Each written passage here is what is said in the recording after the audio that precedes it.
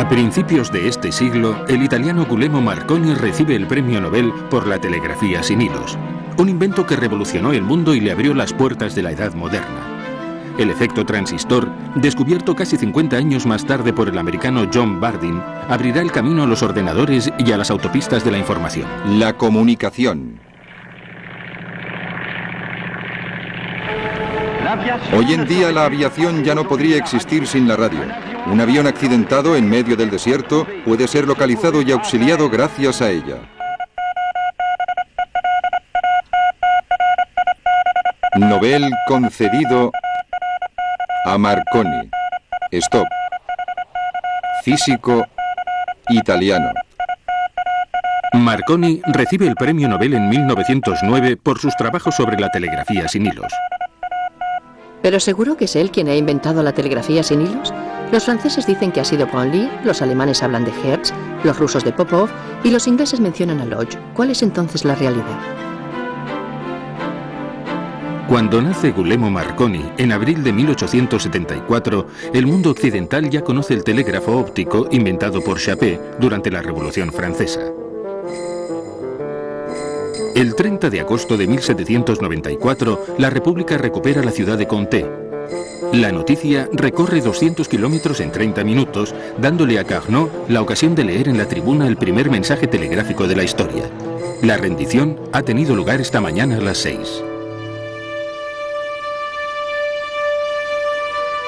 Muy pronto, los milagros de la electricidad permitirán la comunicación instantánea, incluso durante la noche y en cualquier clase de condiciones climáticas. El telégrafo eléctrico de Morse se extenderá por todos los países desarrollados. Permite comunicarse por cable de un continente a otro. Algo que suscita la esperanza de un mundo mejor, formando una sola nación.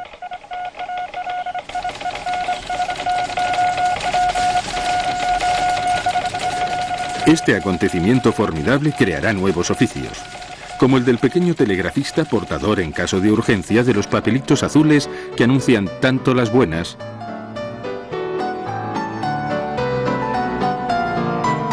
como desgraciadamente las malas noticias.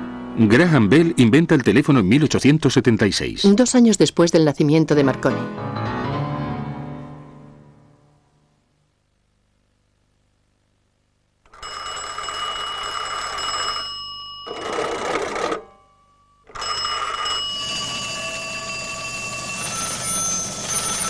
Pero los múltiples empalmes obligan a extender los cables en el fondo del mar, bajo la tierra y en el aire. Son caros, difíciles de colocar. Las redes están sobrecargadas. Se busca la forma de poder telegrafiar sin hilos.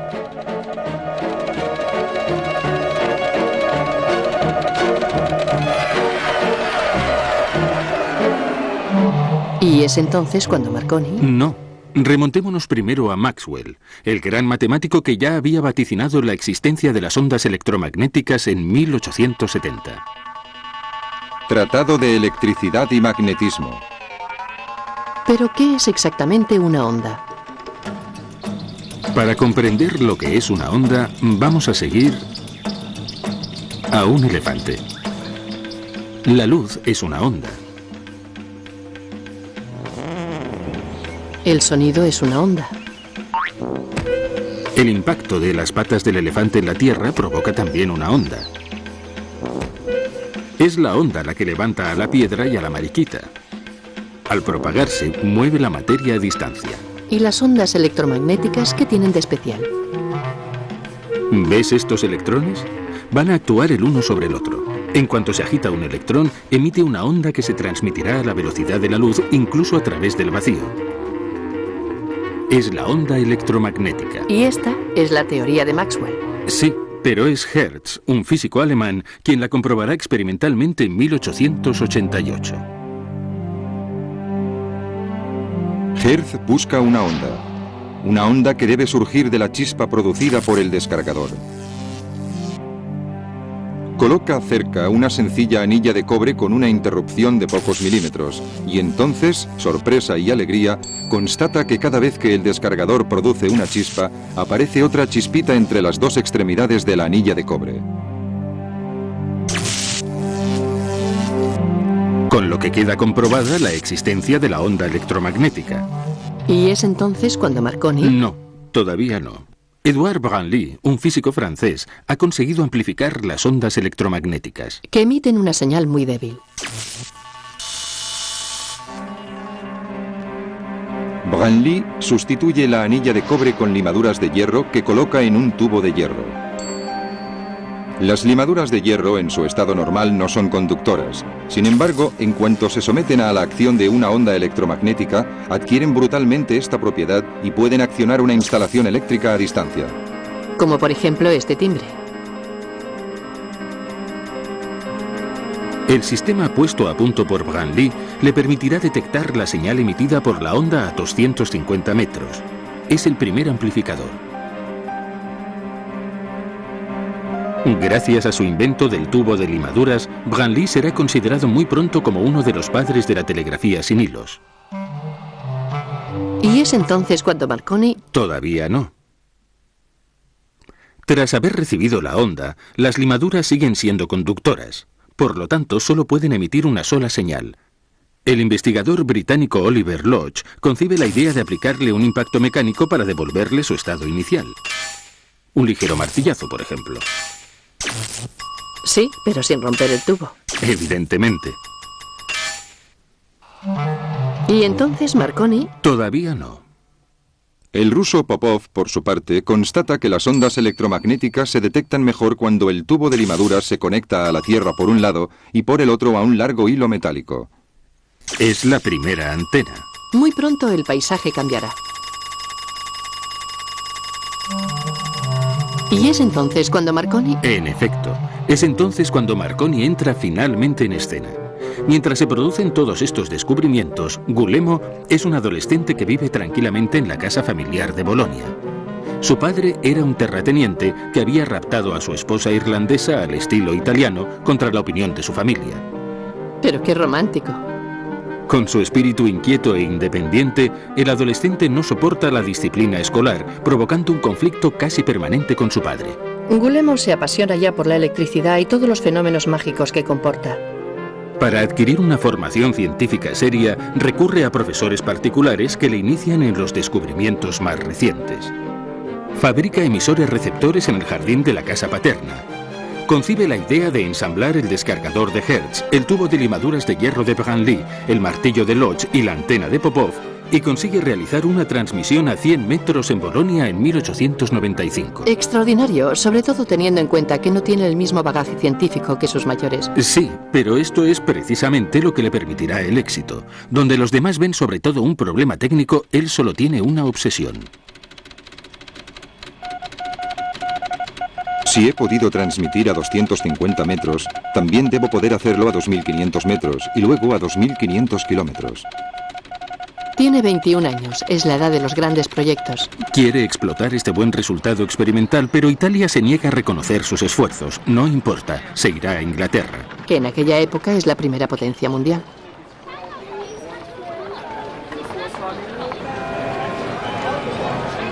Su madre, que es irlandesa e hija de industriales del whisky, le encontrará los apoyos necesarios.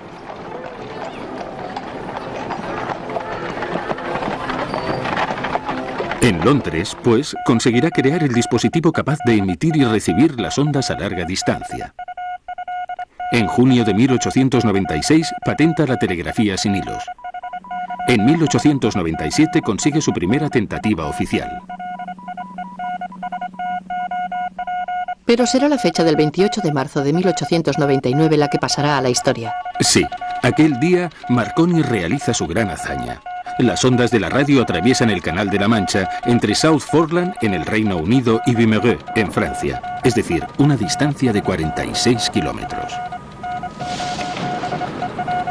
El texto del telegrama enviado por Morse es el siguiente. El señor Marconi envía al señor Branly sus respetuosos saludos por el telégrafo sin hilos a través del Canal de la Mancha, puesto que este logro ha sido debido en gran parte al extraordinario trabajo del señor Branly.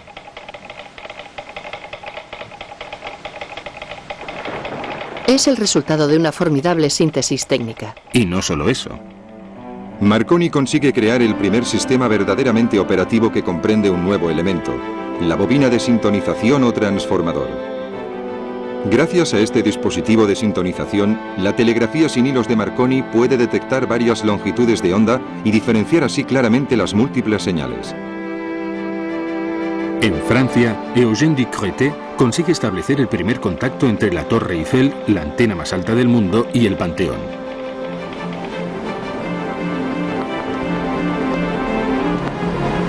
¿Y estas cometas para qué sirven?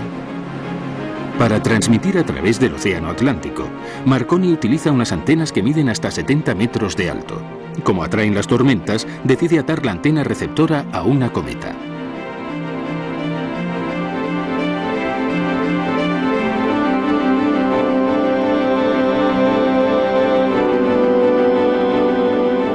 En 1901 consigue realizar la primera transmisión hasta el Nuevo Mundo, entre Corniel y Terranova.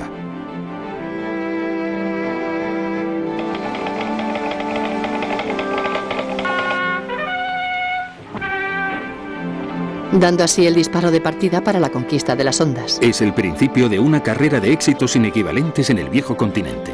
Con 27 años, Marconi será así mundialmente conocido. Todas las grandes potencias se equiparán entonces con telegrafía sin hilos. Muy pronto, la telegrafía sin hilos adquiere sus cartas de nobleza. En 1902, la erupción de la montaña Pelada en Martinica deja incomunicada a esta isla porque el cable submarino queda destruido. El general Ferrier, que ha desarrollado la telegrafía sin hilos en Francia, es enviado a la isla con material Marconi para establecer la comunicación con la metrópolis y poder organizar los trabajos de socorro. Durante el naufragio del Titanic, varios navíos habrían podido captar el SOS. Desgraciadamente no fue así. Solo el Carpathia estaba equipado con telegrafía sin hilos y consiguió salvar a 865 personas. Otros navíos que navegaban por los alrededores pero que no contaban con telegrafía sin hilos hubieran podido salvar al resto de los 2.360 pasajeros. Es comprensible que el Comité Nobel no haya dudado mucho en otorgar el premio a Marconi. Lo recibirá en 1909.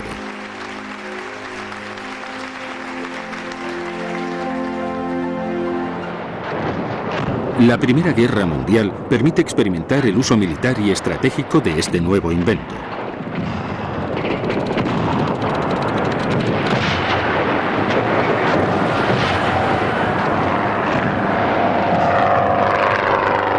Desde hace ya varios años, todos los estados, todas las compañías de navegación e incluso los aeroplanos están equipados con telegrafía sin hilos. El furor por las ondas hará incluso aparecer varios centenares de operadores aficionados que se fabrican en sus casas y con los medios a su alcance emisoras para transmitir en Morse noticias o resultados deportivos. La prensa ya no depende del cable y la bolsa está entusiasmada con la telegrafía sin hilos. A partir de una sola patente, Marconi ha construido un imperio industrial. No duda en utilizar el premio Nobel con fines comerciales. El objetivo de Marconi, que ha creado una multinacional, es cubrir todas las necesidades de telegrafía sin hilos del planeta.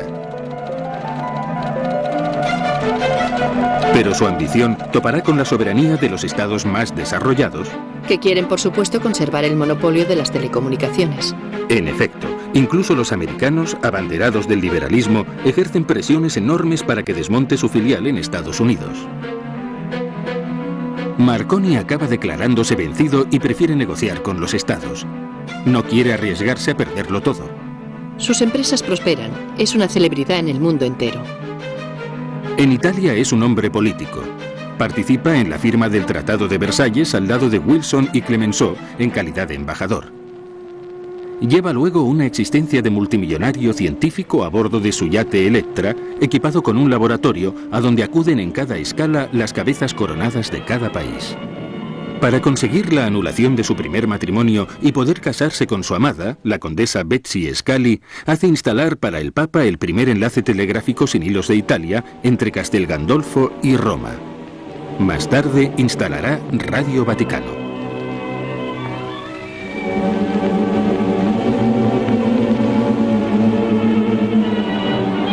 Su carrera política fue menos brillante a partir de 1927, según tengo entendido.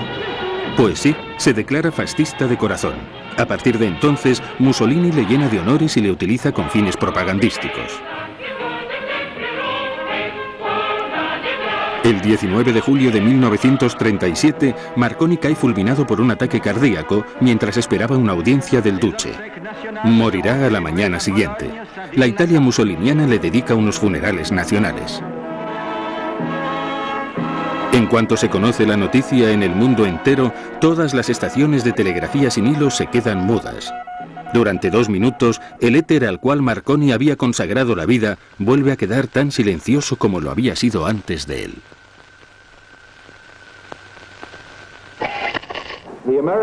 A la muerte de Marconi, la radio existe ya desde hace cierto tiempo, pero ¿cómo se ha pasado de la transmisión sin hilos del Morse a la de la palabra y la música? Es un problema que obsesionaba a numerosos inventores desde principios de siglo.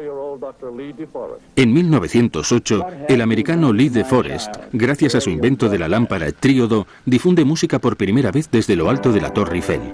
Para ello, se ha invitado a una orquesta filarmónica dirigida por Toscanini.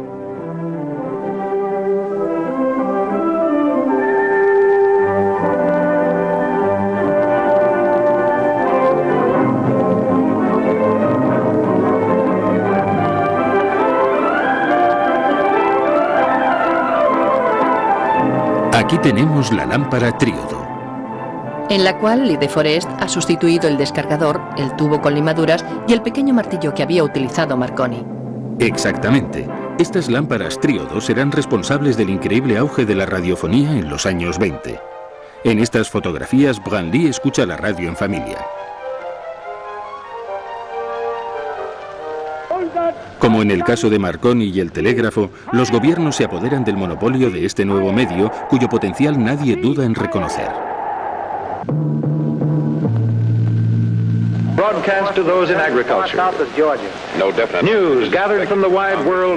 En 1938, Orson Welles desata un pánico general seguido de una oleada de suicidios al anunciar una invasión de los marcianos. Incluso los animales del zoo toman el micrófono. A partir de 1945, en los laboratorios Bell de los Estados Unidos, John Bardeen busca el medio de sustituir las lámparas tríodos por un sistema más eficaz. La apuesta económica es considerable. La guerra ha terminado.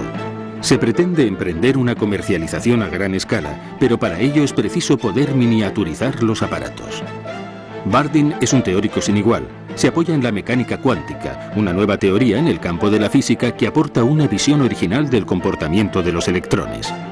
Con la ayuda de Walter Brattain, el experimentador que sabrá verificar sus teorías, elabora el efecto transistor. Compartirán el Nobel con William Shockley, su director de investigaciones.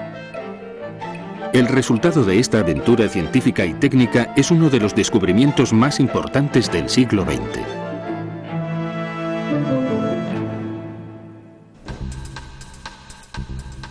Bardeen inicia su carrera como geofísico, pero muy pronto comprende que prefiere la física fundamental. Abandona la empresa petrolífera para la cual trabaja desde hace 3 años y reemprende sus estudios de matemáticas y de física. Entre 1939 y 1945 pondrá sus talentos de físico a disposición del esfuerzo bélico. Como todos los científicos de la época. En 1945, los laboratorios Bell le ofrecen integrarse en el equipo de choque de la física de los sólidos, poniendo a su disposición importantes medios para su trabajo. Tiene entonces 37 años.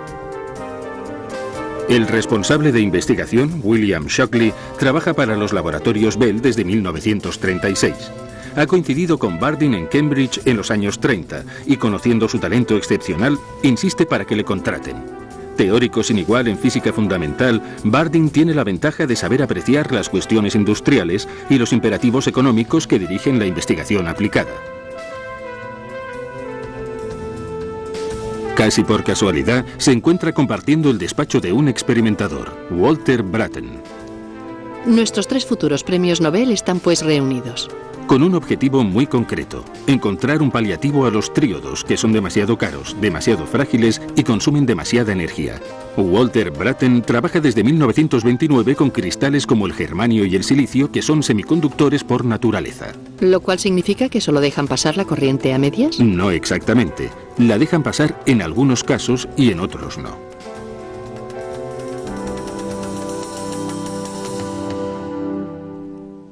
Tomemos 3 materias: el cobre, la madera y el germanio. El cobre es muy buen conductor porque tiene muchos electrones libres. La madera tiene muy pocos. Por esta razón la corriente no pasa. El germanio también es un buen conductor puesto que tiene suficientes electrones libres, pero están organizados de forma distinta. En el cobre, la corriente no puede controlarse. En cuanto a la madera, no vale la pena ni hablar de ello. Pero en cambio en el germanio, la corriente puede controlarse. Es lo que se entiende por semiconductor.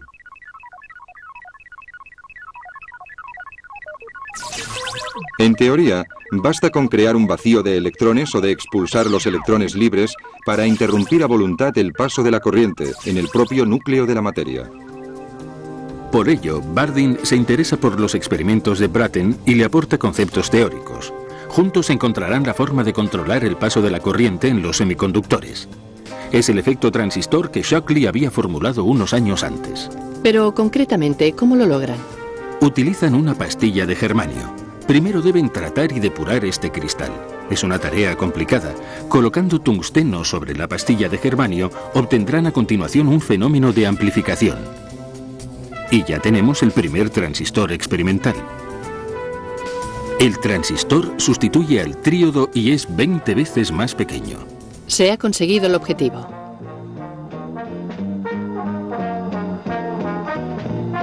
Ahorro de energía, un coste de producción ínfimo, miniaturización y fiabilidad a toda prueba. El transistor es indudablemente el primero de la clase en el colegio de los grandes descubrimientos. Un descubrimiento que le valdrá a sus tres autores el Premio Nobel de Física en 1956. Mirando de cerca este diminuto objeto con sus tres delgadas varillas, cuesta creer que haya podido cambiar tantas cosas en nuestra vida cotidiana. Es su primera radio portátil. Finalmente podrá escucharse la radio con pilas en los lugares más insospechados.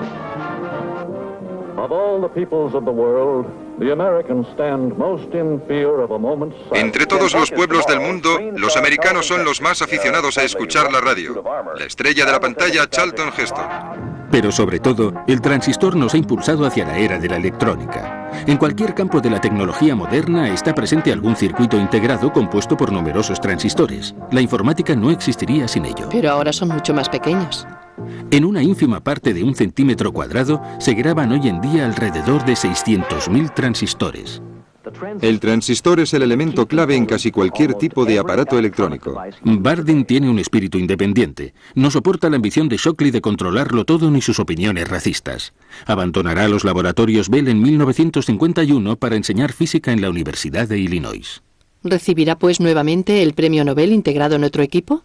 Efectivamente, por sus investigaciones en el campo de los supraconductores en 1972.